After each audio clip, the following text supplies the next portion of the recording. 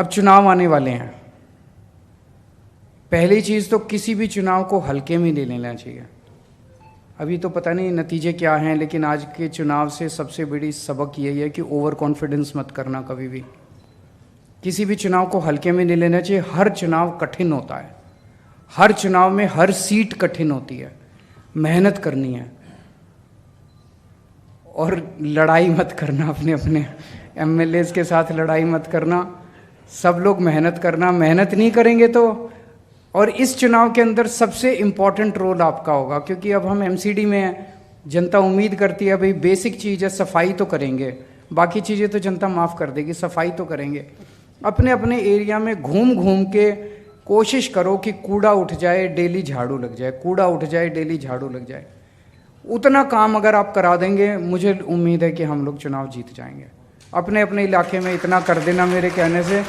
लड़ना मत, लड़ाई झगड़ा अप्रैल में कर लेंगे। अपना ही परिवार है, परिवार में लड़ाई झगड़ा तो होता ही है, उसमें कोई गलत बात नहीं है लड़ने झगड़ने में। लेकिन अब लड़ाई झगड़ा हम अब मार्च अप्रैल में करेंगे।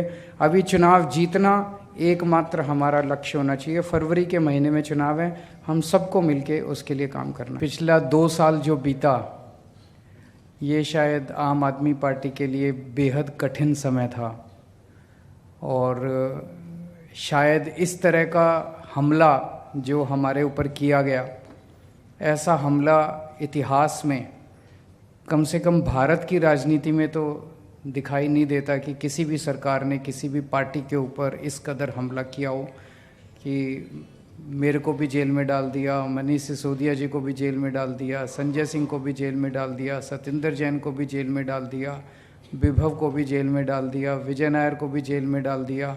कल हमारे एक और एमपी साहब हैं पंजाब के, उन पे ईडी की रेड कर दी। मतलब ऐसे लगता है जैसे पगला गए हैं वो लोग हमें लेके। मतलब बहुत मानसिक रूप से वो उनके रूम में, उनके मन में क्या चल रहा है मैं कह नहीं सकता। लेकिन ये भ्रष्टाचार के खिलाफ तो वो नहीं कर रहे, ये कोई जांच नहीं चल रही, ये कोई भ्रष्टाचार के खिलाफ या गलत काम के खिलाफ जांच नहीं चल रही। ये एक ऑनस्लॉट चल रहा है। उन्होंने ठान लिया है प्रधानमंत्री जी ने कि भाई आम आदमी पार्टी को ख़त्म करना है, अरविंद केजरीवाल को ख़त्म करना है, इस पार्टी को ख़त्म करना है। मैं हमेशा कहता हूँ मोदी जी बहुत ताकतवर हैं, मोदी जी के पास अथाह पैसा है, लेकिन मोदी भगवान नहीं है। और इस दुनिया में भगवान तो है कि नहीं है? और वो भगवान हमारे साथ है। तो जीत तो भगवान की होगी अंत में। लड़ाई मोदी जी और भगवान के बीच में है, भगवान हमारे साथ है। तो उनकी पूरी, एक पत्रकार गया था दिसंबर के महीने में मोदी जी से मिलने के लिए, उसने वापस आके बताया कि वो कह रहे थे कि देखो अब केजरीवाल गिरफ्तार हो जाएगा, उसके बाद फिर हम इनके एमएलए तोड़ लेंगे, फिर इनकी दिल्ली सरकार गिरा देंगे, फिर पंजाब के एमएलए तोड़ लेंगे, फिर इनकी पंजाब सरकार गिरा देंगे, फिर इनके काउंसलर तोड़ लेंगे, फिर एमसीडी में फिर इनकी पार्टी ख़त्म हो जाएगी। लेकिन भगवान भी सुन रहा था, भगवान भी देख रहा था। तो मोदी जी ने मेरे को गिरफ्तार तो कर लिया, ना दिल्ली सरकार टूटी, ना कोई एमएलए टूटे, ना पंजाब सरकार टूटी, ना पंजाब में एमएलए टूटे, ना एमसीडी टूटी। तो उनके सारे जो उन्होंने प्लान बनाए थे आम आदमी पार्टी को तोड़ने के, वो सारे मंसूबे उनके खराब हो गए। यही दिखाता है कि भगवान आपके साथ है। क्योंकि अगर भगवान हमारे साथ नहीं होता तो इतना ताकतवर आदमी जिसने ऐसे प्लान बनाए थे वो सफल हो जाता, उनके सारे मंसूबे सफल हो जाते, आम आदमी पार्टी टूट जाती, हमारी सरकार भी टूट जाती। लेकिन वो नहीं टूटी, उनके मंसूबे सफल नहीं हुए।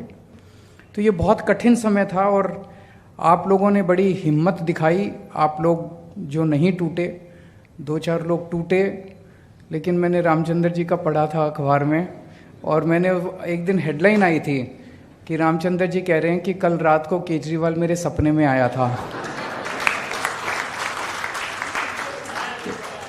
मुझे अच्छा लगा पढ़ के, मुझे अच्छा लगा पढ़ के, और मुझे लगा जेल में बैठ के अगर मैं आप सबके सपनों में अच्छे से आ रहा हूँ तो बहुत अच्छी बात है, अगर मैं आप लोगों को प्रेरणा दे रहा हूँ तो बहुत अच्छी बात है।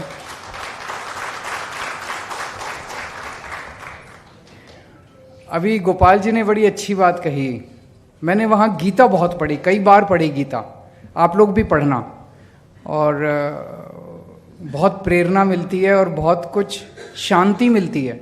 जब आप बड़ी कठिन परिस्थिति में होते हैं तो उसमें समाधान मिलता है और आदमी को बड़ी शांति मिलती है, कठिन से कठिन समस्या को डील करने का एक तरीका, उपाय मिलता है। तो अभी गोपाल जी ने जो कहा वो बड़ी अच्छी बात कही कि सब दुखी हैं, जिसको टिकट मिल गई वो भी दुखी है, जिसको टिकट नहीं मिली वो भी दुखी है। टिकट मिलने के बाद चुनाव लड़ा, जो जीत गया वो फिर भी दुखी है, और जो हार गया वो फिर भी दुखी है। अब जो जीत गया वो सोच रहा है मेरे को एमएलए की टिकट मिल जाए। ऐसा नहीं कि जो एमएलए हैं वो सुखी हैं, वो भी दुखी हैं। अब एमएलए सोचता है मैं मंत्री बन जाऊं, जितने मंत्री हैं वो भी दुखी हैं।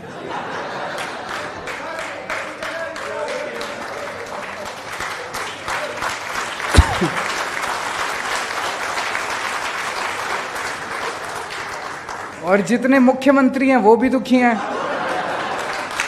और जो प्रधानमंत्री है वो सबसे दुखी है।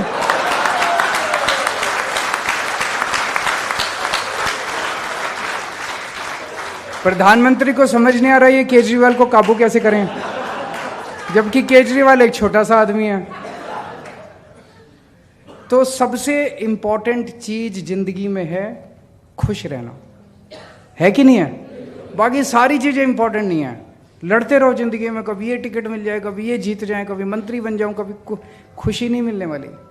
खुशी तो जो आज है, जैसा है उसी के अंदर खुशी मिलेगी। ये गीता की सबसे बड़ी।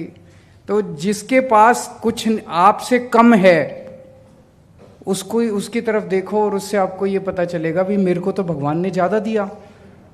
जैसे कभी कभी जेल में होते थे तो जेल में लगता था यार पता नहीं कब निकलेंगे, फिर मेरे को मनीष सिसोदिया ध्यान आता था कि इसको तो 1.5 साल हो गए, और मेरा तो फिर भी परिवार ठीक ठाक है।